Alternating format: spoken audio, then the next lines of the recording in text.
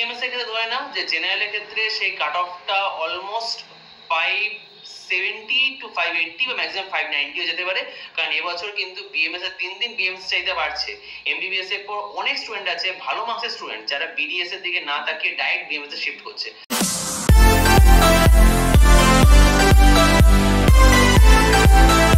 নমস্কার বন্ধুরা, বেঙ্গল লাইভের চ্যানেলে তোমাদের সকলকে অনেক অনেক স্বাগত। আমি Prantik Guha, Xavier street ayurvedic medical college and হসপিটালে ফাইনাল ইয়ার ছাত্র। সো আমাদের ওয়েস্ট বেঙ্গল আইস কাউন্সিলিংয়ের রাউন্ড 1-এর রেজাল্ট বেরিয়ে গেছে, আর আমি এই কাট অফ সিরিজের সূচনা করেছিলাম যোগাশ্রীর কাট অফ দিয়ে।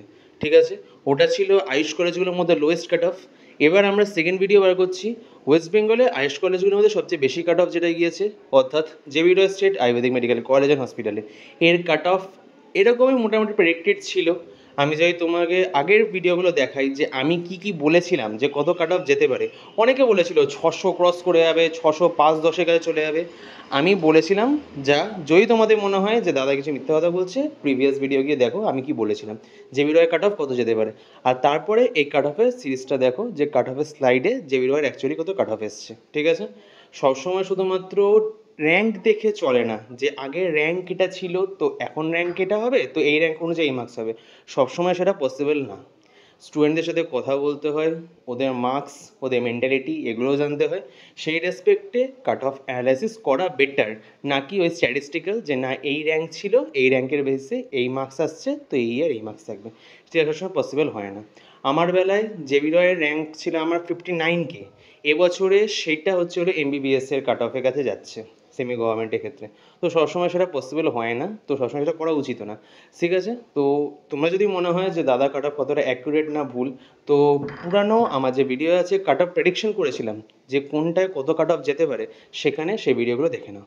ঠিক আছে, তো আমরা এখন বেশি সময় নষ্ট না করে রাউন্ড 1-এ ওয়েস্ট বেঙ্গল আয়ুষ কাউন্সিলিংয়ে কী কাট অফ গেছে সেটা আমরা ডিসকাস করে নেবো। তো আসলে দেখে নেওয়া যাক। এবার কিন্তু সমস্ত কিছুতে মোটামুটি 40 to 45 মার্কস ইনক্রিজ হয়েছে ইডাব্লিউএস বাদ দিয়ে। ইডাব্লিউএসে আগেরবার যা ছিল এবার তার থেকে আরও কমে গেছে। ঠিক আছে, ইডাব্লিউএসটা এবার নিয়ে ঝামেলা চলছে, তো ওটা নিয়ে আমি কোনো প্রেডিকশন করিনি তখনও, আর এখনও করছি না। এবার আমরা জাস্ট দেখে নেব জেনারেলে কত গেছে। জেনারেলে কাট অফ র্যাঙ্ক গেছে হলো 81,828। আমাদের মনে আছে আমাদের বেলায় সম্ভবত 65K ছিল, 2020 কথা বলছি। তো যদি সেই অনুযায়ী পরপর আমরা চলতে থাকি, আচ্ছা তখন এটা ছিল, তখন এটা ছিল, এটা চলতে থাকবে, এটা চলতে থাকবে, সবসময় সেটা পসিবল হয় না। এবার গেছে হলো 81,828, আর আমি বলে রাখছি থার্ড রাউন্ড অবধি এটাই সবচেয়ে লোয়েস্ট থাকবে, এরপরে কাট অফ আরও ইনক্রিজ করবে, ডিক্রিজ করবে না। ঠিক আছে, জেনারেলে ছিল 81,828 আর মার্কস হচ্ছিল 596। ওবিসি এতে কাট অফটা বেশ কমেছে জেনারেলি, কিন্তু ওবিসিতে আর জেনারেলের মধ্যে কাট অফের ডিফারেন্স কম থাকে। বাট এবার কেসটা কী হয়েছে, ওবিসি এনসিএলের একটা ব্যাপার ছিল, অনেকের ওবিসি অ্যাকসেপ্টেড হয়নি, তাছাড়া ওবিসিরও নানা ঝামেলার কারণে এবার কিন্তু ওবিসি কাট অফ আর জেনারেল কাট অফের মধ্যে বেশ একটা ডিফারেন্স দেখা যাচ্ছে।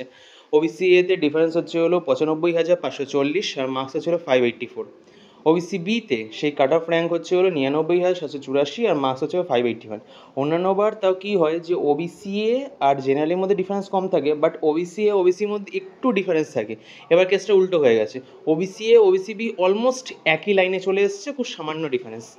ইডাব্লিউএস ওটা কিছু বলছিই না, ইডাব্লিউএসে কাট অফ র্যাঙ্ক গেছে হলো 1,75,839 আর মার্কস হচ্ছে হলো 521। এসসিতে কিন্তু কাট অফটা বেশ ইনক্রিজ করেছে, এসসিটা আমার একটু আনএক্সপেক্টেডলি লেগেছে।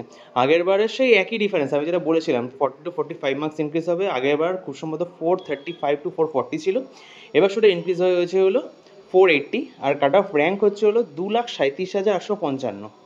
আর এসটিতে all India cut off rank গেছে হলো 7,69,681 আর মার্কস হচ্ছে 251। অনেকেও জিজ্ঞাসা করছে দাদা আগের বার তো 190 কাছে ছিল বা 200-এর কাছে ছিল, এবার এত ইনক্রিজ করে যাবে? দেখে নাও 50 মার্কস ইনক্রিজ করেছে। বাট হ্যাঁ, এসটি কাট অফ এটাও সত্যি কথা যে এসটি কাট অফ কিন্তু কমবে।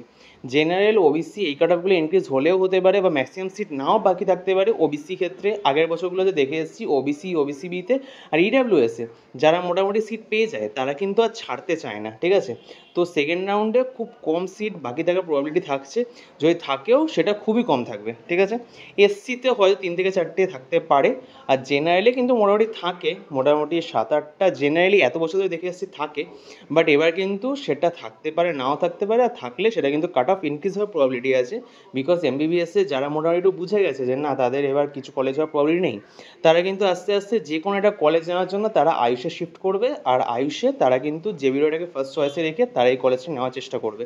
তো সেকেন্ড রাউন্ডে কিন্তু কাট অফ ইনক্রিজ হবে, সেটা একটা প্রবাবিলিটি ধরে রাখছি। এবার হবে কি হবে না, যখন সেকেন্ড রাউন্ডে কাট অফ ভিডিও বানাবো তখন তোমরা নিজেরাই চেক করে নেবে। তো জাস্ট সকালে ভিডিওটা ছিল তোমাদের যে কীভাবে অ্যাডমিশন নেবে, কী ডকুমেন্টস লাগবে, তোমরা যদি না দেখে থাকো আবার গিয়ে চেক করো ভিডিওটা, আমার ইউটিউব চ্যানেলে পেয়ে যাবে। আর যে ভিডিওর কাট অফ ভিডিওটা তোমাদেরকে দিয়ে দিলাম।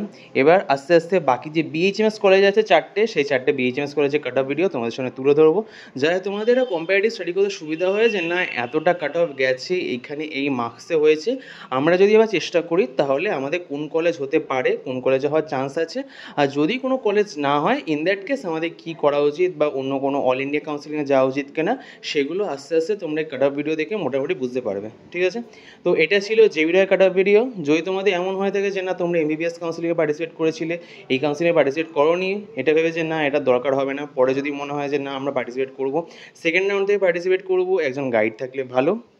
তবে নিচে নাম্বার দেওয়া আছে, এই নাম্বারে আমাকে মেসেজ করতে পারো অথবা কল করতে পারো। আমি তোমাদের রেজিস্ট্রেশন থেকে শুরু করে অ্যাডমিশন হওয়া অবধি কমপ্লিট গাইডেন্স থাকবে আমার, যাতে কোনো স্টেপে তোমাদের কোনো রকম সমস্যা না হয়, তোমরা যাতে কোনো রকম গাইডেন্সের অভাবে কোনো রকম ভুল করে তোমাদের যে সিট প্রাপ্য সেইটা যেন তোমাদের থেকে বঞ্চিত না হয়, এটা আমার দায়িত্ব থাকবে। পেইড কাউন্সিলিংয়ের জন্য নিচে নাম্বারে মেসেজ করতে পারো অথবা কল করতে পারো। যদি ভিডিওটা ভালো লেগে থাকে please like, share and subscribe Bengal Ayurveda. ধন্যবাদ।